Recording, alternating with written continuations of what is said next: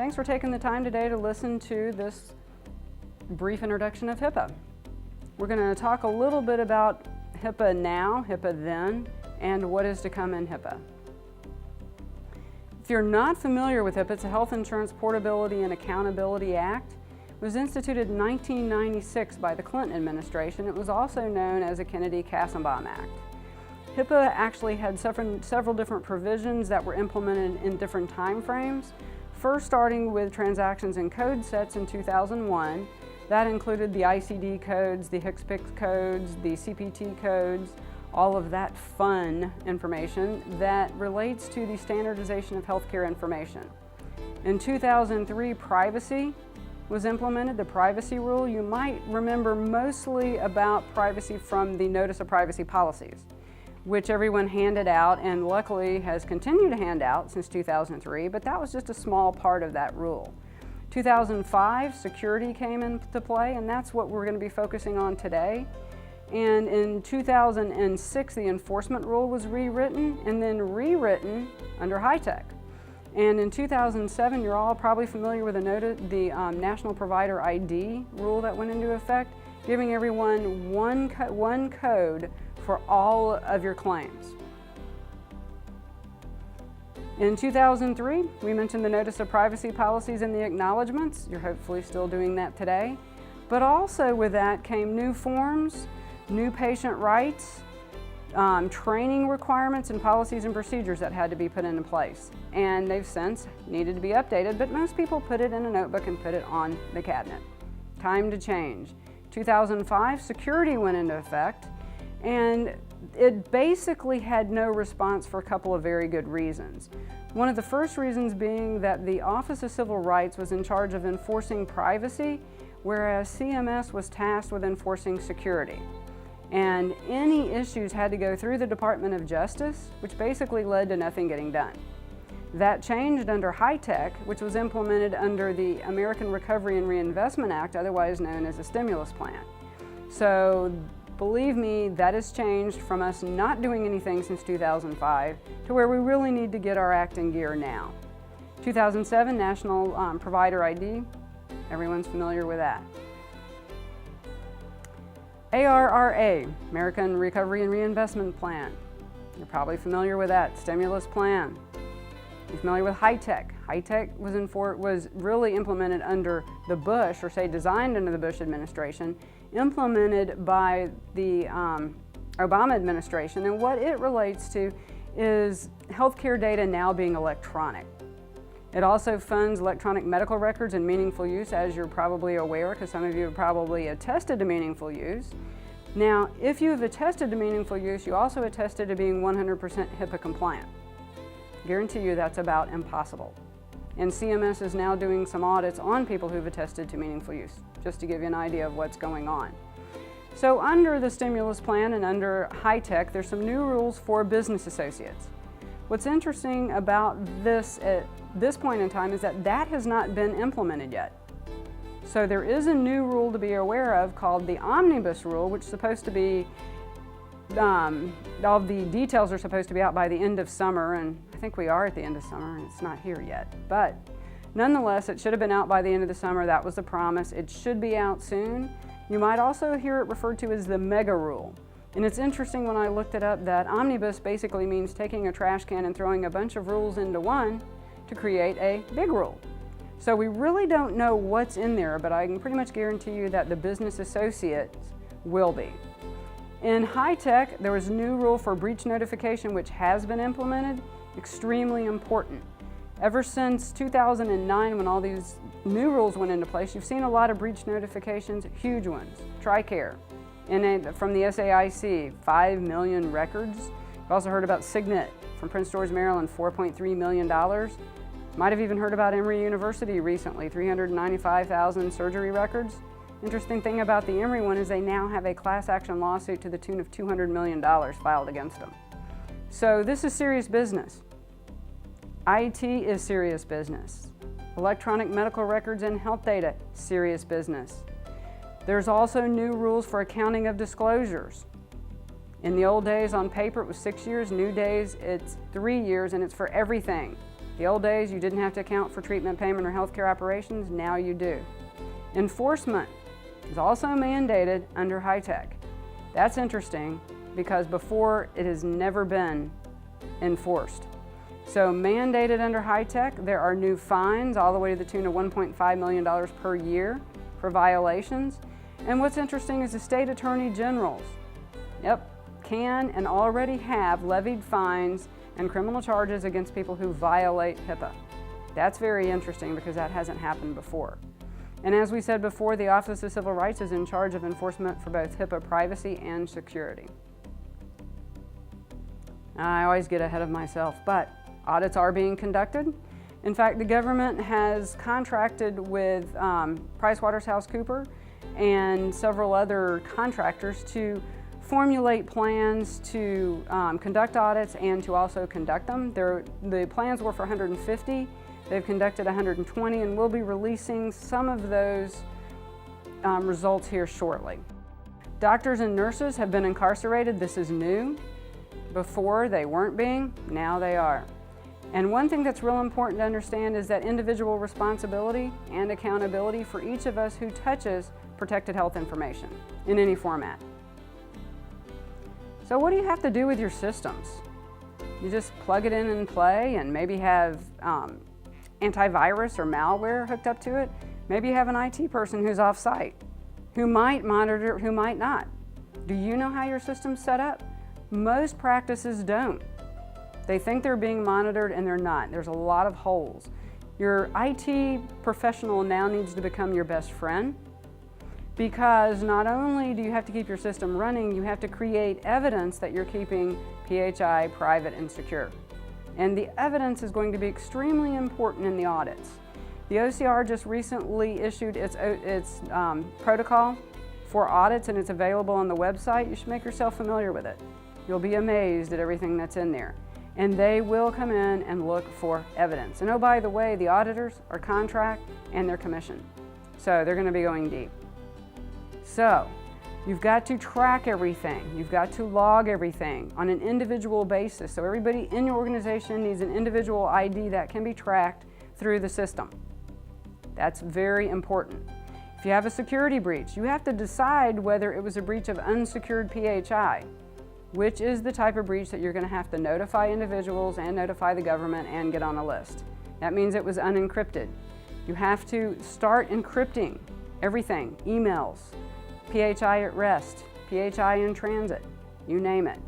Also important is an employee sanction and an understanding of sanctions, because you will need to terminate employees that break your rules. And you will be able to have a corrective action plan and mitigate all your risks and show that you're doing these things. They're going to want to see evidence. We talk a little bit about physical safeguards on the IT side. Think about it. If your office is open, people can steal your equipment. A lot of the breaches have come from stolen laptops or other devices that are able to access the data. We also have to worry about office alarm systems. Who has access? What's the evidence? Track it. Do you know when people are coming in and out of your office? That's part of it. Server security of utmost importance. I can't tell you how many practices I go into where the workstations are sitting on the floor. They're not locked down in any way, shape, or form. They may even be by a window. Hey, the onus is on you if someone breaks a window and steals that desktop or laptop. Also secure windows, doors. Know who comes in and out of your office. Technical safeguards. This is where your IT person comes in handy. Your best friend. They've got to securely configure all of your systems. And by all of them, I mean all of them, including your wireless networks. Wireless networks are a big hole, and you don't realize how often people can penetrate that network and get into your servers, but it does happen. Cloud servers are an issue, and the security of those servers is an issue. Remote access controls with VPNs, log me in, go to my PC. You need to be aware of the risk of using them and make sure that they're properly configured. Access logging and control is extremely important, and only your IT person can really help you set this up. It's not just to the EMR or the practice management system, it's to all systems that you've got to be able to track who's using them and where they're going in them. Technical safeguards, IT person again. It's a little difficult for a practice, anyone in a practice, to put these technical safeguards in place, or to ensure that they're operating correctly, and to log any updates to all of these safeguards. Very important, very important. It's very important to have your backup and your disaster recovery plan and your business continuity plan. If you're audited, they will look at these, and they will look to see that you've tested it. Only your IT person can really help you test that backup for the confidentiality, the integrity, and the availability of that information. So what do you need to do? You need to sit down with someone who knows your system, and I mean knows your system intimately. Diagram it out. How does the PHI flow through there? Where does it start? Where does it finish? Where does it rest? What are you using? What type systems are you using? Who's having access to that? Where are they located? So what do you need to do to comply with these rules? First, you need to know them, understand them, and put changes in place to implement them. It takes a lot. It's not a simple sign-off anymore. You need to benchmark the things that you can't accomplish at this point in time. Case in point, penetration testing. Costs around 10 grand. Most people cannot afford it. So what most of my clients are doing is they're saying, we're going to address it, of course, say that we know that we need it, but we're going to have to put it off until we have the money to be able to do it. So we're going to continue using other items to help control our risk. We need to train all employees and train on a regular basis. Train them when they start, and also do security training at least once a year or as needed. Got to document what you're doing. You've also got to monitor it to the tune of internal auditing. How are you looking at what you're doing? How are you guaranteeing that you're complying with everything? And you need to adjust when you find things that you can't do, or policies and procedures that might not be working for your operation. Change them and document that constantly. So you also need to do a HIPPA risk assessment. And I'm sure everybody's been doing them since 2005 when the security rule went into play, but most of my clients haven't been. Even though we've talked about it, it's something that's just gotten pushed off because they knew the government wasn't going to do anything. That has changed, and if you do get audited, they may want to see the risk analysis that you had done back to 2005. If you attested to meaningful use, you should have a risk analysis. You should have a good copy of it. Now, they don't necessarily tell you exactly how to do it or what format to use, so that's up to you. But please, get it done. That's all part of the HIPAA security rule. Also need to have antivirus protection and keep it up to date. Most people have the definitions update every day, especially in a medical practice, if not more than time a day. Backups and disaster recovery, extremely important. Where are you backing up? How are you backing up? Is it cloud-based? Are you doing it to tapes? Where are the tapes stored? Who has the responsibility for that? All of this needs to be documented. Encryption is extremely important, especially in the role of a breach. It's not technically a breach unless it is unsecured electronic PHI that poses a risk of harm financially or reputationally to the people involved. So keep that in mind. If you have it secured, it's still a breach that you're going to log, but you're not going to have to do a breach notification. Very important on that. How do you dispose of equipment? Think about your copy machine. Your copy machine now has a hard drive in it and has data. Don't just go giving stuff away. Don't give away any of your computers without destroying the hard drives first. It's too much of a risk, and people can recreate that data. Just ask your IT people, they'll tell you. If you're going to reuse it in your office, make sure that the PHI that the new person's going to be using, that if there is PHI on it, that they have a need to know it. If not, remove it.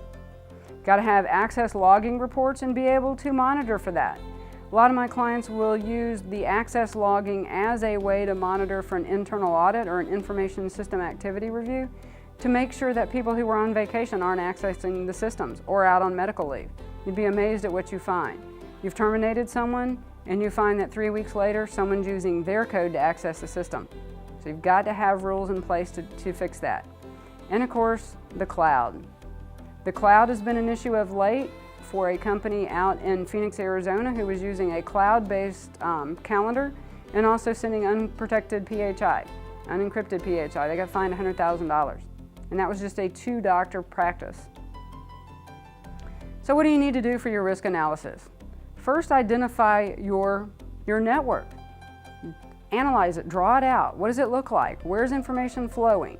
Gather all the data for each one of the nodes. Every point that access to data, you want to know where that is. Sit down with your practice, with the people in your practice, however big or how small, and identify what the possible threats are. Hurricanes, tornadoes, power outages, ice storms. What are the threats? That's important for you to know. Floods. And it's different everywhere that you live, and those threats are different. So you have to sit down and actually go over them. So determine the likelihood of that threat. It's not real likely we're going to have an earthquake here, but it could happen. What are we going to do if that does happen? Okay? So identify the measures that you need to take to keep everything safe, even in an emergency situation. So what is involved in an overall HIPAA program? Of course, privacy policies, which everybody has, but probably need to be updated. Security policies that address how you are doing things in your operation, okay? An operation plan, when you're auditing, how you're auditing, what you're doing with it. Business associate checklist, very important in understanding who is a business associate. The janitor is not. Business associate is defined as someone you are giving PHI to for them to do something with that PHI on your behalf. Workforce clearance includes making sure background checks, people who have access to PHI. Hey, do they have a record? Have they created identity theft on someone before? You need to know these things. The risk assessment is going to look at your administrative, physical, and technical safeguards and make sure that they are competent and compliant with your practice. Vulnerability test can be done as large or small as you want, and there are some software that can do it fairly easily. But make sure your IT person is involved in it because it can open a whole can of worms if you're not sure what you're looking at. Network diagram is extremely important. Make sure that that is kept up to date because that's a visual of what you're looking at with your system. You also need to know what assets you have that do attach to the system, medical devices and anything else that you might be using. It's important to know. If you can't comply immediately, and believe me, nobody can, then you need to have a work plan and prioritize what you're going to be doing first. You also need to know what software is on the system and what software is housing PHI. And that concludes our presentation today. I know it was just a brief overview, but we do appreciate you taking the time to look at this, and we hope that it has been helpful. And again, talk to your IT people and get them involved and get compliant. Thank you and have a great day.